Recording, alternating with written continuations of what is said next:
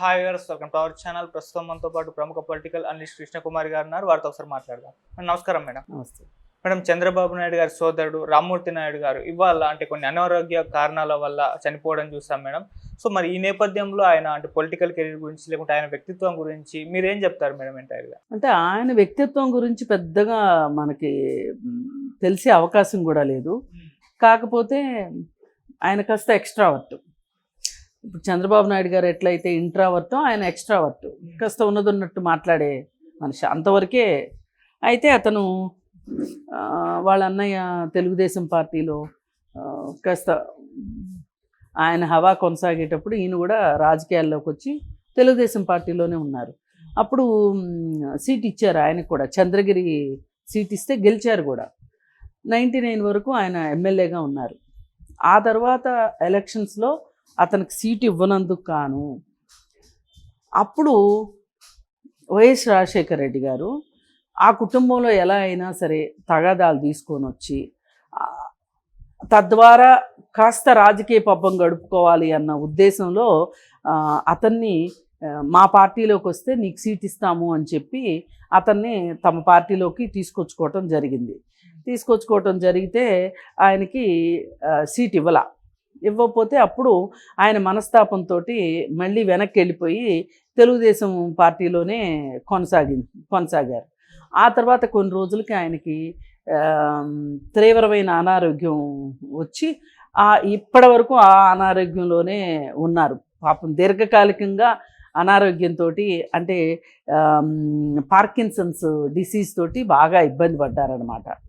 అయితే వచ్చేసే సందర్భంలో, ఆ పార్టీ నుంచి వచ్చేసే సందర్భంలో, కాంగ్రెస్ నుంచి వెనక్కి వచ్చే సందర్భంలో, నువ్వు మా కుటుంబంలో చిచ్చుపెట్టి నన్ను బయటికి తీసుకొచ్చి నీ రాజకీయ లబ్ధి కోసం వాడుకున్నావు.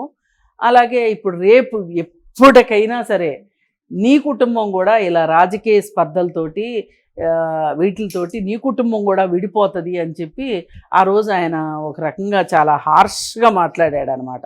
మాట్లాడితే ఇప్పుడు రాజకీయ పరిశీలకులు అందరూ ఏమంటున్నారంటే ఆ రోజు రామ్మూర్తి నాయుడు పెట్టిన శాపమే ఈరోజు వైఎస్ కుటుంబంలో ఇప్పుడు కుటుంబం ఎవరికి వాళ్ళు అయిపోయారు కదా, అది ఆ రోజు పెట్టిన శాపమే అని చెప్పి మాట్లాడుకుంటున్నారు.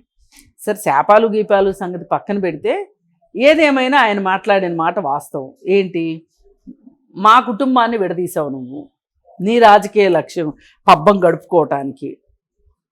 నన్ను మోసంతో బయటికి తీసుకుని వచ్చి నాకు ఒక మాట ఇచ్చి మాట తప్పావు.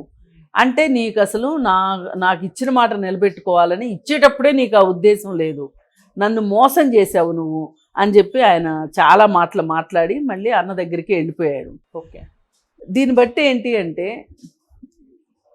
మన కుటుంబాన్ని విడదీయటానికి చాలామంది రెడీగా ఉంటారు ప్రత్యర్థులు. కానీ మనము మన కుటుంబాన్ని మనం ఎప్పుడూ కూడా పోగొట్టుకోకూడదు. ఇవాళ సొంత అన్న కాబట్టే కదా ఢిల్లీలో ఉండి కూడా హుటాహుటీని వచ్చేసింది. మరి వాళ్ళ జగన్మోహన్ రెడ్డి వస్తాడా చూడడానికి? రాడు కదా. అందుకే ఎవరి కుటుంబ సభ్యులు వాళ్ళకి మళ్ళీ విభేదించాక నిజమైన విభేదాలు ఉంటే విభేదించిన తర్వాత మళ్ళీ వెళ్ళకూడదు. కానీ ఈయన మళ్ళీ చేసిన తప్పు తెలుసుకుని అర్థం చేసుకుని మళ్ళీ అన్న దగ్గరికి వెళ్ళాడు. రాజకీయాలు కూడా మరీ ఇంత క్రూరంగా అవ్వటము, ఇంత బ్లాక్ అండ్ వైట్గా అయిపోవటము, అలాగే ఇంత రక్త సంబంధాన్ని కూడా కాదనుకునేట్లు స్వార్థానికి రావటము అనేది హర్షించే విషయం కాదు. ఇప్పుడు మానవ సంబంధాలన్నీ ఆర్థిక సంబంధాలు అన్నారు, కానీ కనీసం మరి ఇంటి సంబంధాలు కూడా ఆర్థిక సంబంధాలు అవ్వటం కొంచెం బాధాకరం. ఏది ఏమైనప్పటికీ ఆయన మన ఆంధ్రప్రదేశ్ రాష్ట్రానికి ఒక 5 సంవత్సరాల పాటు రాష్ట్రంలో ఎమ్మెల్యేగా పనిచేశారు. ఆయన ఆత్మకి శాంతి కలగాలని కోరుకున్నాం. Okay madam, thank you so much.